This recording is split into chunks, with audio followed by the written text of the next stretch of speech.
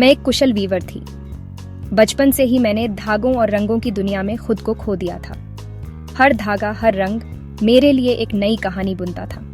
मेरा दिन रंग बिरंगे धागों से भरा रहता था।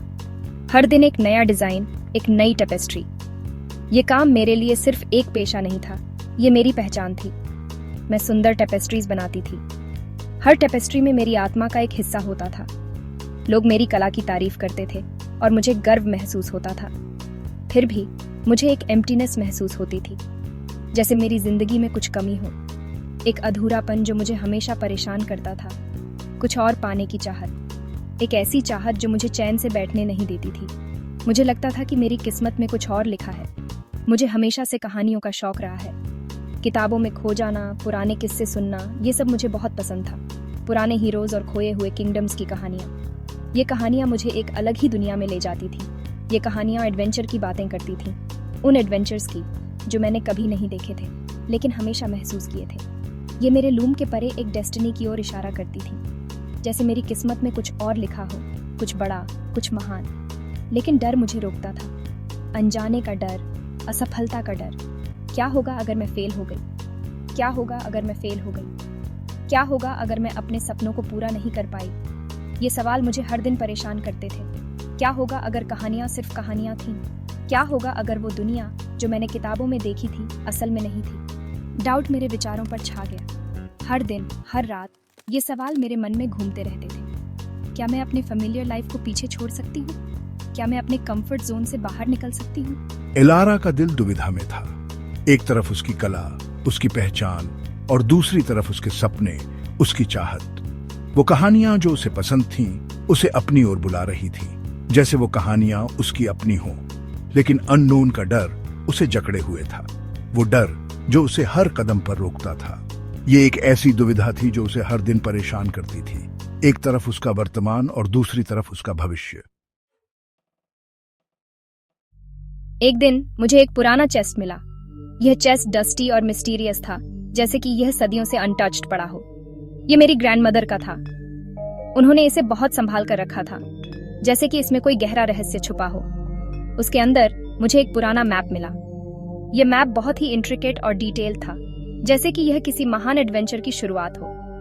यह एक हिडन सिटी के बारे में बता रहा था, एक ऐसी सिटी जो समय के साथ खो गई थी और अब सिर्फ इस मैप में ही मौजूद थी। एक ऐसी जगह जहां फॉरगॉटन मैजिक था। यह मैजिक किसी फेरी टेल जैसा था जो अब सिर्फ कहानियों में ही सुनने को मिलता है। उस मैप ने मेरे अंदर एक आग लगा दी, एक ऐसी आग जो मुझे उस हिडन सिटी को खोजने के लिए प्रेरित कर रही थी। क्या यही वो एडवेंचर था जिसकी मुझे तलाश थी? क्या ये वही जर्नी थी जो मुझे मेरे रूट्स से जोड़ने वाली थी? कुछ एक्स्ट्रॉर्डिनरी को छूने का मौका, एक ऐसा मौका जो मेरी लाइफ को हमेशा के लिए बदल सकता था। इलारा ने मैप को ध्यान से देखा। यह मैप सिर्फ डायरेक्शंस नहीं दे रहा था, यह एक कहानी सुना रहा था। यह पार्चमेंट पर सिर्फ लाइंस से ज्यादा था। यह लाइंस एक फॉरगॉटन वर्ल्ड की ओर इशारा कर रही थी। यह एडवेंचर के लिए एक इनविटेशन था, एक ऐसा इनविटेशन जिसे ठुकराना मुश्किल था। उसके एंसेस्टर्स की एक फुसफुसाहट जो उसे उस जर्नी पर जाने के लिए प्रेरित कर रही थी। उसे नोन से आगे बढ़कर अननोन को अपनाने का आग्रह। यह जर्नी एक नए चैप्टर की शुरुआत थी, एक ऐसा चैप्टर जो उसे उसकी डेस्टिनी तक ले जाने वाला था। मैप के साथ मुझे एक स्क्रोल भी मिला।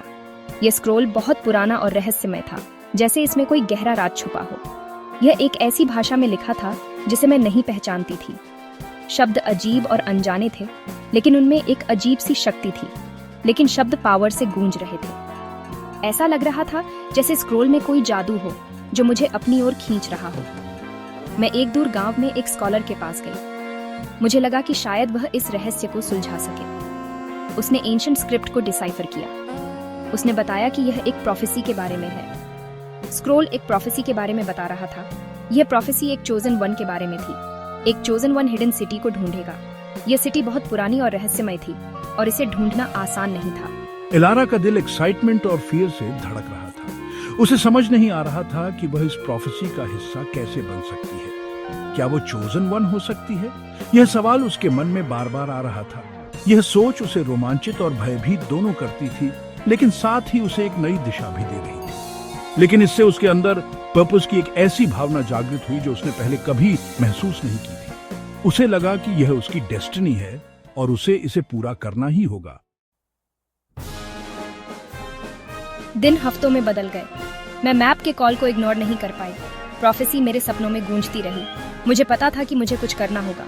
एक गहरी सांस लेते हुए इलारा ने अपना डिसीजन लिया।